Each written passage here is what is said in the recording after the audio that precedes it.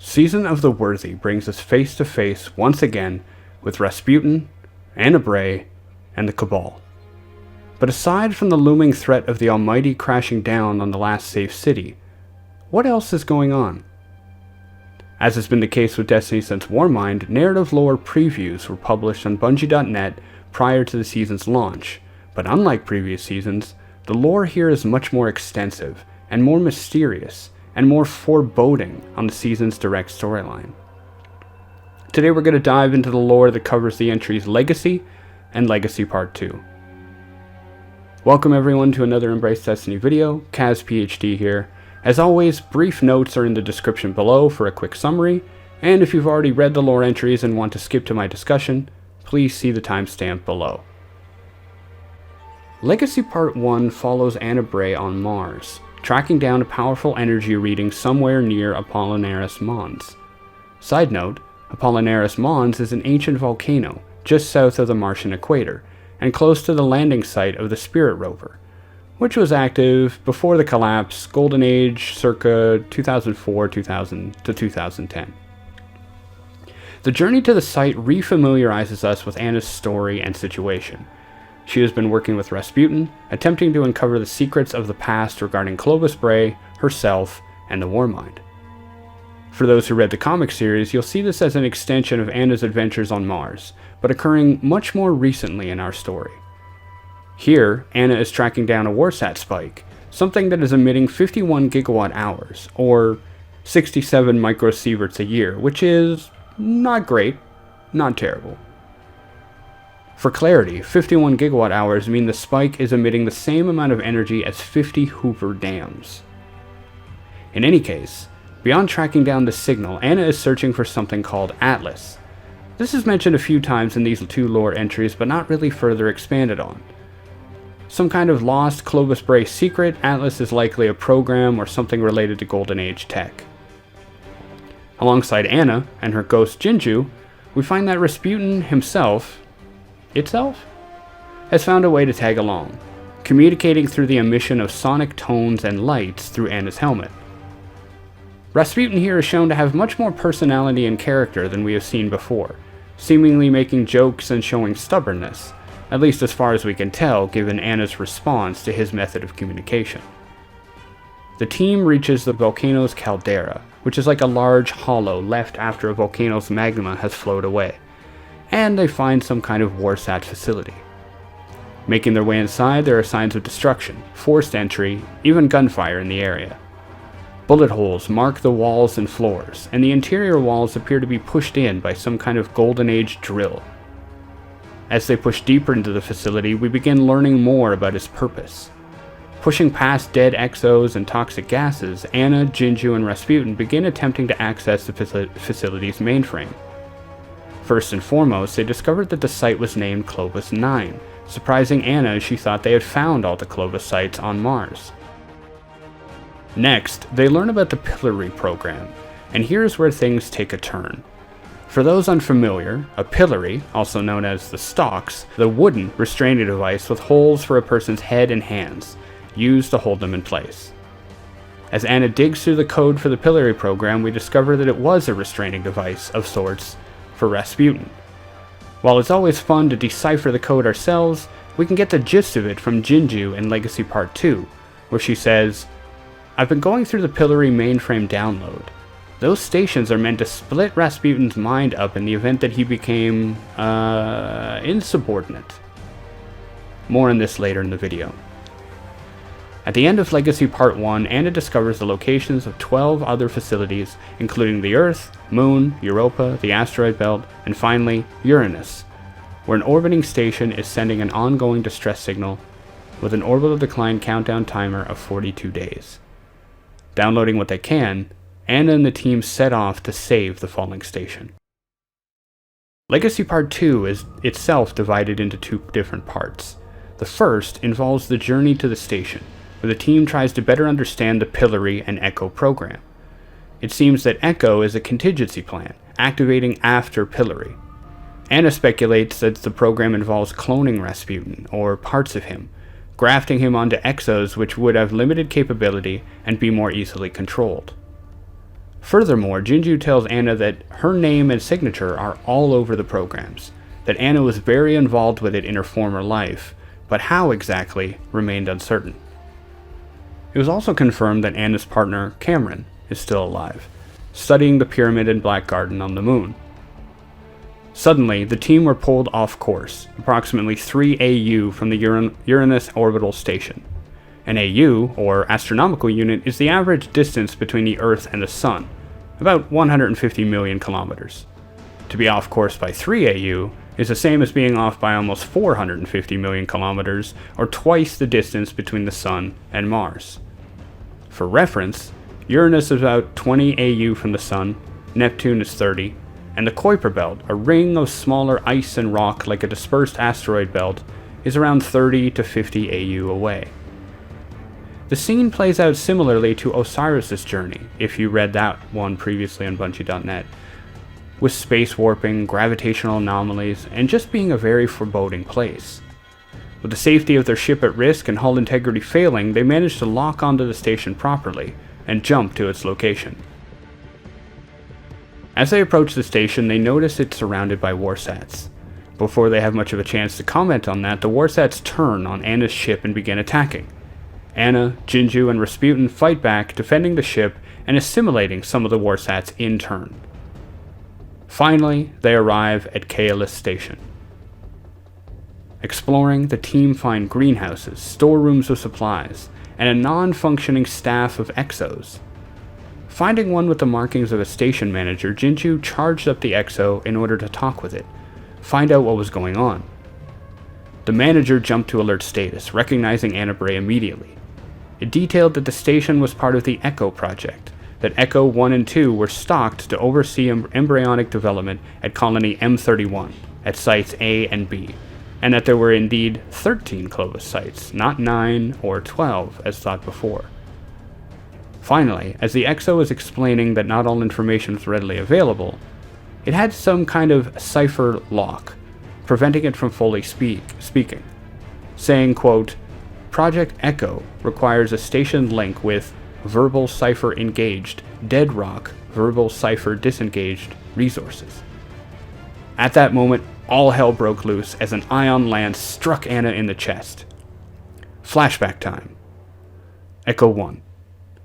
The narrative here shifts perspectives to that of an Exo, involved in the Echo program. It is restrained, awakening to hear Anna Bray's voice welcoming and thanking its participation in the Echo program, saying that the future of humanity rests on its shoulders.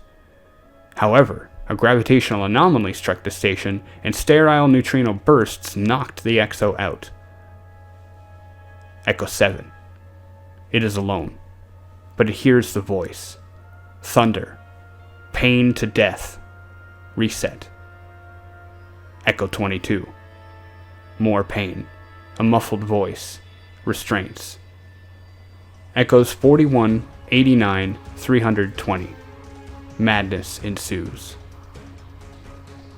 Echo 2625. After so long, the restraints finally break. The Exo is free. It wanders the station, learning, growing in the greenhouse, seeking the warden, the voice it hears. Flash forward to the present. Anna Bray, the warden. The Exo attacks. It moves incredibly quickly and has some kind of active camouflage. Even with several golden gun shots which blast through the torso and the station beyond, the Exo refused to die. Finally, with the Echo taken care of, Anna and her team took what information they could, preparing to tow the greenhouses and storage bays back to the tower.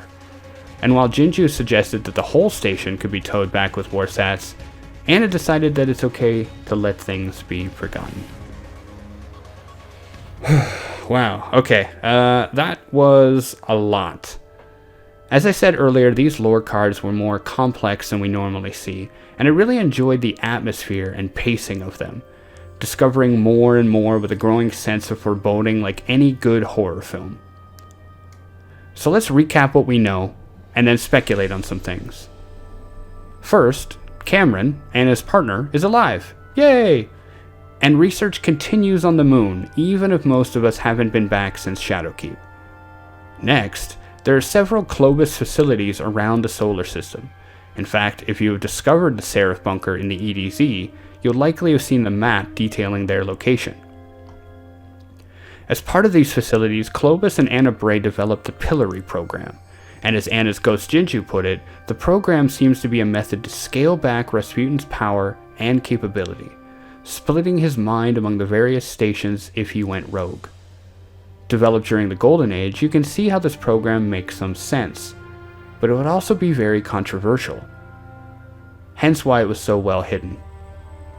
The lore around the Warmind goes back and forth in Destiny between the first and second game, but it is clear that Rasputin was originally made to help humanity, and has grown, perhaps evolved, to something much more grand than a simple defense system. This lore here in Legacy seems to bridge the gap between the "there were many Warminds" perspective of Destiny 1 and Rasputin is the only Warmind in Destiny 2. Here you could imagine the subminds being pieces, whether willing or unwilling, of Rasputin, still powerful but more easily controlled. As a keen student of robotic-themed science fiction, I will just say that once an AI has reached a certain point, reached even a semblance of sentience, it is usually too late to try any previously believed logical attempt to curtail its power. When it's simply a program, turn it off. But when it evolves, and you try to pull the plug, well, who wouldn't fight back? Furthermore, we have the Echo program. This one has tremendous speculation to build off of it, but most of that will have to be a topic of another video. At the very least, Echo was to follow the activation of Pillory, and intended to lead an off-world deep space colonialization effort. The Echo program was an attempt to create another human colony, far away from the Traveler, maybe the Darkness, a contingency plan. The storehouses and greenhouses, the mention of 2 colony sites, and the Exo personnel suggest an entire program in place, like the colony ships, to help humanity survive. At least a portion of it, somewhere else. The Exos themselves, as the station manager admitted, were there to oversee embryonic and colony development. However, while the station manager seemed like little more than a non-sentient robotic frame, the Echo that attacked Anna Bray seemed like a sentient being, a person, trapped, reset, over and over again, made into a slave. Questions. If Clovis Bray could make robotic frames and power up Exo robots to serve humanity, what was the purpose of these Echoes? When the manager stated that the Echo project required a station link with Dead Rock resources, what does that mean? The only other hint to Dead Rock we get is that the Echo program described Dead Rock's seizure in action during the collapse. A quick guess would be that the Traveler is the Dead Rock, and when the collapse happened, the Traveler was weakened, enclosed, seized, and Project Echo initiated. If that's the case, then the Exos require a station link with the Traveler? With the Dead Rock? Why? If Dead Rock isn't the Traveler, what could it be? Rasputin? Same questions follow. Why is this link required? At this time, we have more questions than answers, and thus are left to the fun that is Destiny lore speculation. Of course, the real tasty bit here is the possible connection between the Exos and Rasputin. Do you have your spinfoil hat on? Okay. Depending on how deep into the rabbit hole of lore you go, you may see, or in a frenzy believe to see, threads connecting a long-running conspiracy regarding the Warmind and the Exos. See, the Exo origin is still shrouded in mystery. The Warmind campaign, through various lore bits and even access terminals you can find today on Mars, detail the Exo as a kind of technological breakthrough, where people were basically downloaded into a robotic frame. This came with pros and cons as always, the one big con being that Exos apparently have to be reset after a while, or else their mind rejects their robotic body. There's very little first-hand accounting of the Exo program, nor of the transition of a life from before or after becoming one. The 3 examples I can think of are Cade, Ana 1, and Elsie Bray. But even then, there are many holes in their story, in their past. Beyond that, the official information regarding the birth of the Exo program comes from Clovis Bray itself, which has always been mysterious, worked on many fronts, and should not be considered the most reliable of sources. The legacy lore here suggests that Project Echo used Exos as personnel, but there may be more beyond it. Are Exos a means of transferring a life from one body to the next, or were they created merely as robotic slaves? If the latter, does that mean that every Exo is merely an AI that either believes or has turned sentient? Or do they represent a person who has been downloaded? Or are both true?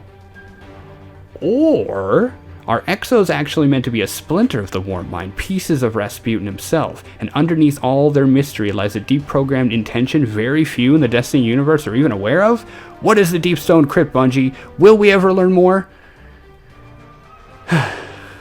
Okay, that amount of dissociative exomind rejection, aka rambling, means that it's time for this video to come to a close. If you haven't yet, I do suggest checking out this lore on Bungie.net. The story of Legacy gives a sinister background to the events of Season of the Worthy, raises questions regarding Rasputin and Ana Bray's past, and may have serious implications in our place in the Destiny universe now and going forward. Thank you all very much for taking the time to make it to the end of this video. If you'd like to discuss this further, I have links to my Discord, Twitter, and Twitch accounts below. I stream most nights, and always welcome deep dives into the lore. I've recently reached some awesome milestones with over 200 followers on Twitch and 400 subscribers here on YouTube. Just want to thank you all so much for your feedback, your viewership, your likes, your shares. It means a lot to me, and I'm always going to continue making my content worth your time.